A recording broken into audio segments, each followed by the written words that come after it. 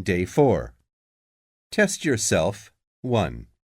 Listen carefully to the following talk and choose the correct answer for each question. When the Europeans first came to the American continent more than 400 years ago, there were relatively few diseases and viruses on the new continent. During that time, however, plagues and diseases that killed thousands were floating around Europe. Eventually, some Europeans developed immunity to the unsanitary world of industrialization. When they came to the American continent, however, many of the Native Americans had never been exposed to these viruses and hence did not develop immunity to them. By sharing the same food and water sources, many Native Americans contracted the European diseases. At a time when medical vaccines were still in their early stages, this led to the tragic death of thousands. The Native Americans gradually developed immunity to these diseases and were able to interact with the new explorers and colonists. They traded everyday items with each other, which led to the hybridization of these two cultures. One enterprising European colonist had an interesting idea. Why not create a trading post where the two groups could sell their newly combined works of art? Eventually, a post was set up, and the distinctly American works became known throughout the country for their unique styles. The trading post continued for a couple more decades until it eventually faded away. The works of that time period can now be seen at the Smithsonian National Museum. Until very recently, some tribes were still making pieces of art and selling them in their local trading posts.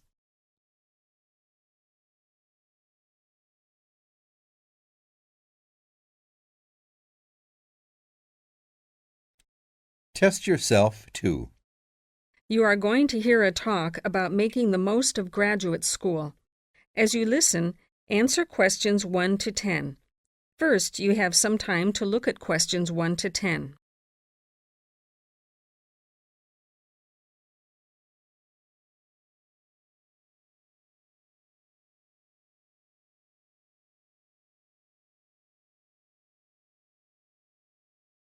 Now, listen carefully to the conversation and answer questions 1 to 10. Good afternoon. Welcome to you, new entrants to the graduate school. My job now is to give you the graduate school survival guide and make some concise suggestions for getting the most out of your relationship with our research supervisor, getting the most out of what you read, and making continual progress with your research. First, your relationship with your supervisor. This is fundamental. Meet regularly. You should expect to meet once a week or at least every other week because this will give you the motivation to make progress and also keeps your advisor aware of your work. Prepare for your meetings. Come to each meeting. Also, bring the notes from your previous meeting together with a list of any upcoming deadlines. Make a plan for what you hope to get out of each meeting. After the meeting, email your supervisor a brief summary. Include a list of major topics discussed, a list of what you agreed on, a note of any advice you may not want to follow, and a new summary of what you are planning to do.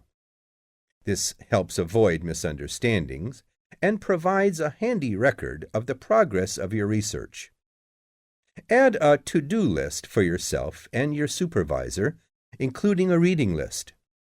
Finally, add the time and date for the next meeting. My second main piece of advice is to keep your supervisor informed. Show him or her the results of your work as soon as possible. This helps your supervisor understand your research and identify any potential points of conflict early in the process. Include summaries of your work, including any results of experiments, and also anything you write about your research.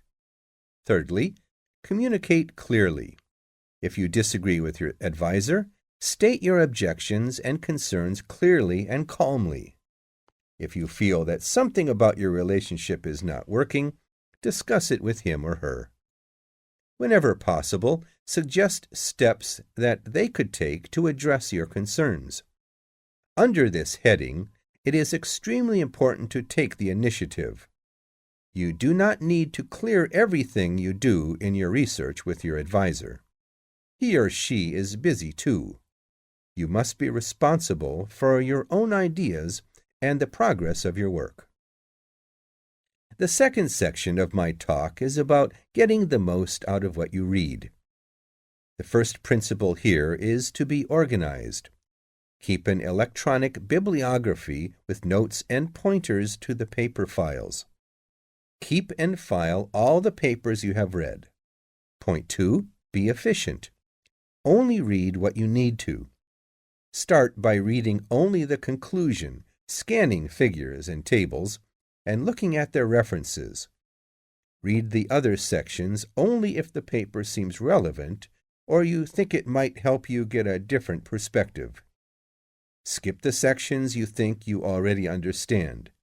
These are often the background and motivation sections. It's of critical importance to take good notes on every paper you find worth reading.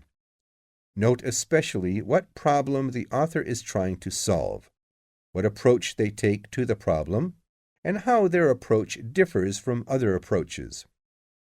Next, summarize what you have read on each topic. After you have read several papers on the same topic, note the key problems, the various formulations of the problem under consideration, the relationship between the various approaches and the alternative approaches you come across. Let me add one point you might not have already thought of. Read PhD theses. Even though they are long, they can be very helpful for quickly learning about what has been done in your field of interest. Focus particularly on the background sections and method sections. Don't forget to read your advisor's thesis. This will give you an idea of what he or she expects from you. The third section of my talk is about making continual progress with your research. Keep a journal of your ideas. Write down every issue you are thinking about, even if you think it is stupid. This will help you keep track of your progress and keep you from going round in circles. Set yourself some reasonable goals and deadlines. Identify key tasks that need to be completed. Set a reasonable date for completing them, in terms of weeks or months. Share your goals and deadlines with your advisor. Indeed, enlist his or her help in creating them. Set some deadlines that you cannot avoid keeping.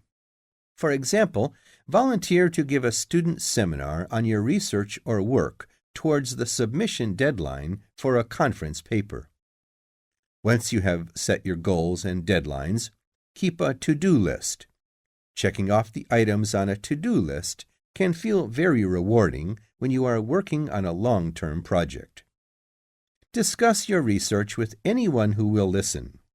They may have useful insights. At least you will find that putting your ideas into words helps clarify them for yourself. Next point, write about your work.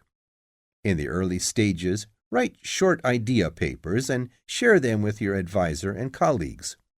Later on, look for workshops and conferences where you can submit your preliminary results.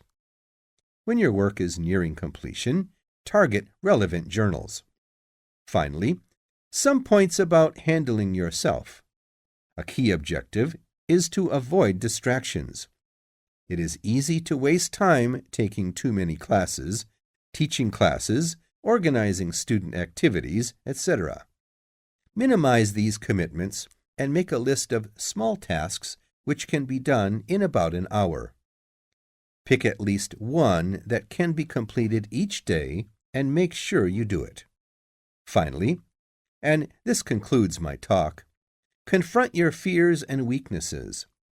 If you are nervous about speaking in public, volunteer to give talks. If you are afraid your ideas are stupid, discuss them with someone. If you are anxious about writing, write something about your research every day. That's it. Welcome to graduate school.